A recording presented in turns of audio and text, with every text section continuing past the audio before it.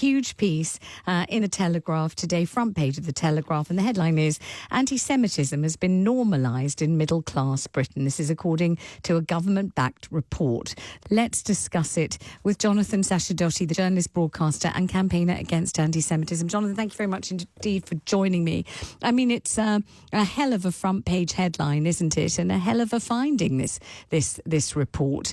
Can you talk us through why it was commissioned by the Board of Deputies of British Jews and what it found? Yes, I think it is really sad news, but perhaps to many Jewish people, not really that surprising or not really news at all. I mean, I know you're Jewish, I'm Jewish. Perhaps you can account for that as well. I don't think it was a surprise for me to see this. Was it for you? I think to see in black and white in the front page of a newspaper headline saying that anti-Semitism has become normalised among the British middle classes was a shock and felt like a very severe slap in the face. I think the word normalised is a terrifying word because some people listening might not know what anti-Semitism means. They might think it's something special, a strange, unique category of something, but it isn't. It just means racism against Jews for being Jewish. That's all it means. It's just a way of describing racism against Jewish people for being Jewish. And the idea of any kind of racism being normalised. I mean, the front page of the Sunday Telegraph said racism against black people is normalised in the British middle classes. We would be horrified. If it said racism against Asian people is normalised or Muslims is normalised, it would be horrifying and shocking. And I think that the headline saying anti-Semitism is normalised was just horrifying and terrifying in equal measure. Yes, I wasn't not surprised. I was horrified. Okay, well, I must say I was horrified and not surprised. And I think lots of Jewish people I talked to felt similarly because, for example, we watched that sort of festival of middle-class Britishness, Glastonbury, and we saw people there responding to a cry for death to the IDF, the Israeli Defense Forces, with the audience joining in, like hundreds or maybe thousands of people, who knows, joining in gleefully calling for the death of those soldiers of the Jewish state, which is currently fighting an existential war against an enemy which literally invaded, raped, kidnapped and killed. And yet death to those people was what was being chanted by the crowd. So I think when they say normalised... yes, but the Prime Minister said he was horrified and this was diabolical. There was an immediate outcry against it. The Director General of the BBC had to account for it, explain, apologise. No, there always is after the event. No, but hang on a minute. No, but wait a minute. But then normalised isn't what happened. It wasn't that there was a cry of death to the IDF and the Prime Minister said, oh yes, well that's fine, and the Director General of the BBC said, well that's perfectly acceptable in all normal circles. Well, and that's not what happened, is it?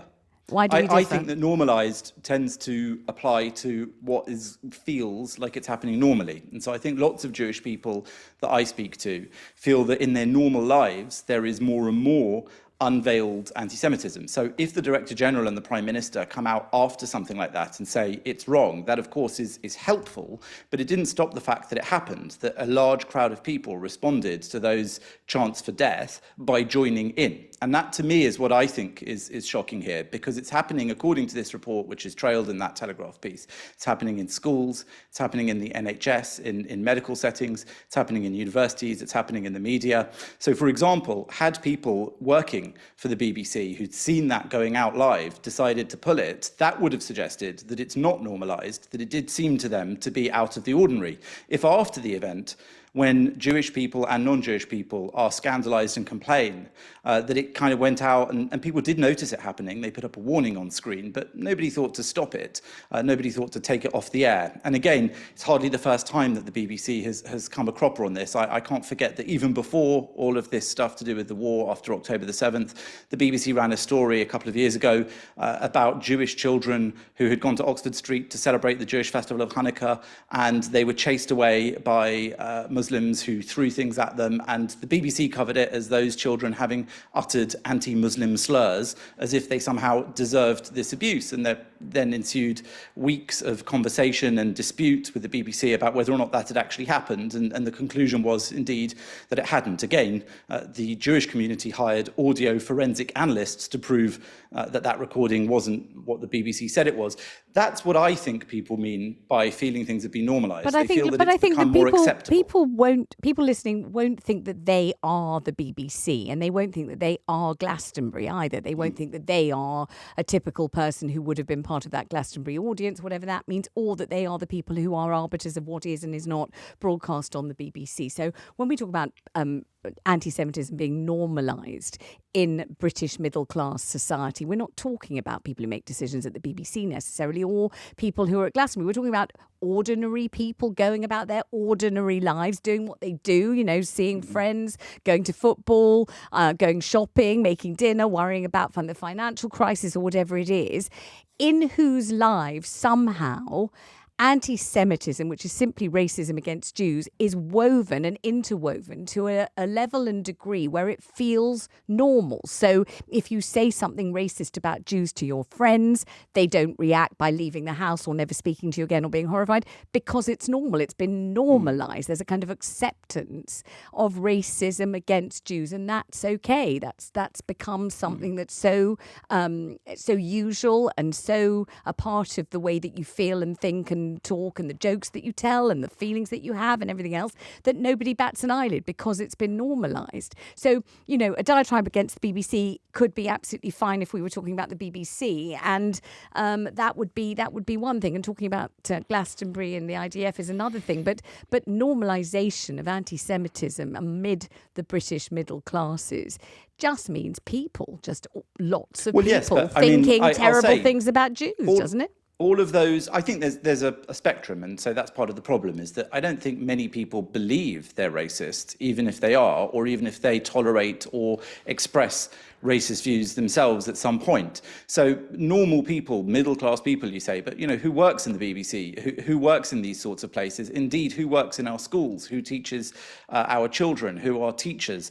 When I hear reports from parents that their children have experienced forms of anti-Semitic bullying in the schools, and other children have joined in, or other parents, when approached to be told that their children had done that kind of bullying, don't stop it, or the school has not acted appropriately. And I know of several cases where parents have actually taken their children out of schools at the moment because of really a response that just didn't adequately deal with anti-Semitic abuse of their children. These are the sorts of things I think that maybe suggest a level of normalization which is alarming to Jewish people. So I suspect I would suggest that it's.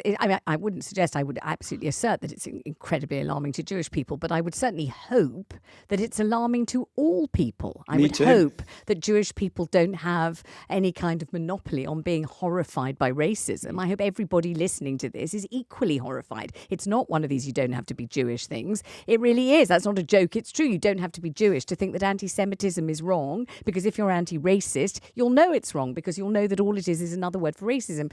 David Baddiel, the comedian and author, has written an exceptionally interesting book that is not just interesting for Jewish people, but interesting for everybody. And it's called Jews Don't Count. And I'm sure you've read it, Jonathan.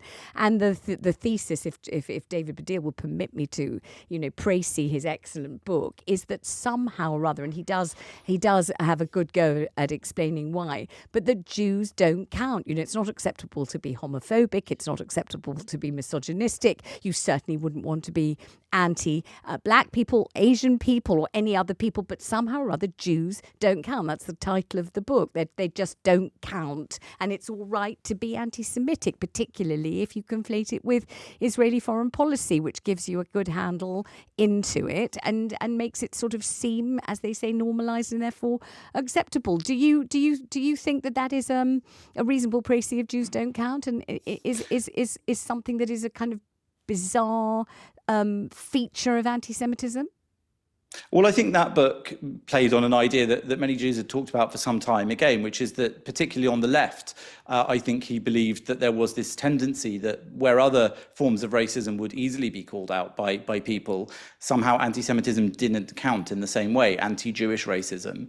And so again, I think the fact that he wrote that book now quite some time ago, the fact that there was a leader of the Labour Party before the current one, who many people considered to be anti-Semitic, who also then spoke out and denied, in effect, what the Equalities and Human Rights Commission said about the Labour Party and its problem with anti-Semitism. All those sorts of things suggested, I think, to him and to others, that there was a level of normalization, that where other forms of racism would easily be opposed, many people not only didn't oppose it when it was about Jewish people, they didn't even recognize it. They didn't even see it as being racism against Jews. And then I think another part of that phenomenon is when Jewish people do then speak out and say, well, this was racist. They try to explain why. They try to explain why it is potentially damaging or harmful to them, or why it's prejudice. And then often I think the reaction is to say, no, you're wrong. You're just trying to use that to silence my legitimate criticism of Israel or something like that. Again, I think it's very unusual, according to principles that we sort of generally accept, like the Macpherson principle, and even in the, I think, Equalities Act, there is the idea that the intention is actually not necessarily the thing that decides whether something is racist. If a particular group finds something racist, if the victim finds something racist, it should at least be considered that is potentially the case. One of the recommendations of this report is that Judaism should be recognized as an ethnicity. And there's forever been the debate about whether Judaism is an ethnicity, or if it's a religion, or if, what is it? Do you think that would make any difference if Judaism is recognized as an ethnicity? Would that make anti-Jew hatred any less? I don't know if it will make it any less, but it might, I suppose, make it easier to police or to regulate or to prosecute. And I think that, interestingly, in UK law, my understanding is that Judaism is already recognised as both a religion and an ethnicity, and confusingly, perhaps, or not confusingly, as an ethno-religion in some cases, because Judaism is an inherited religion through the matrilineal line, through your mother's line, but you can also convert to religious Judaism. You can't convert to being ethnically Jewish. It's like saying you can't convert to being black. But so it is complex in that respect. And I think that Sikhs are also recognised as a religion and an ethnic group in the UK. There are other areas in which they're not recognised that way for Jews. So I think in the census, there isn't an ethnic Jewish question, I think I'm right in saying. Whether or not these things will be the fix, I don't know, but perhaps it's an attempt to try to explain that even if you're very non-observant religiously as a Jew, or not even religiously a Jew, you can be ethnically a Jew, and therefore people can be anti-Semitic towards you in an ethnic sense. And I think that this touches on one of the elements about this, which is confusing or difficult for some people to understand as well, which is that when you're racist against certain ethnic groups, for example, visibly different ethnic groups, because your skin color is a different color, for example, it's much easier for people to understand that than it might be to understand racism against a racial or ethnic group which don't necessarily look that different to people who aren't part of that group. And yet there are very specific things about anti-Semitism which can apply to people who look exactly the same as someone who's not Jewish. Anti-Jewish racism has many elements in common with other racisms, but also certain differences. So many racisms punch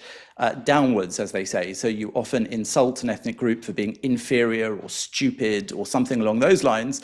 Judaism sometimes has that, but sometimes it's a kind of sense of punching up. People will accuse Jews of being rich and powerful and controlling. All, of course, generalizations which aren't always true, but similarly, they are different from some forms of racism which don't do that about the ethnic group they're prejudiced against or abusing. In your experience so far, do you think that Jewish families are feeling optimistic about life in this country? I mean, my own family, I think, certainly on a couple of sides, I think been here for about 5 generations. I read English literature at Cambridge. I wrote about Chaucer and Shakespeare because they were, I thought, my heritage. I'm British. I don't come from anywhere else. Don't speak any other language with any kind of conviction. And in every fibre of my being, I'm a Londoner, and that's where I've been born. That's where I lived my whole life. That's where my great-great-grandma lived. And I couldn't feel more British in my bones, in my soul, in everything that's formed me and made me, the person that I am.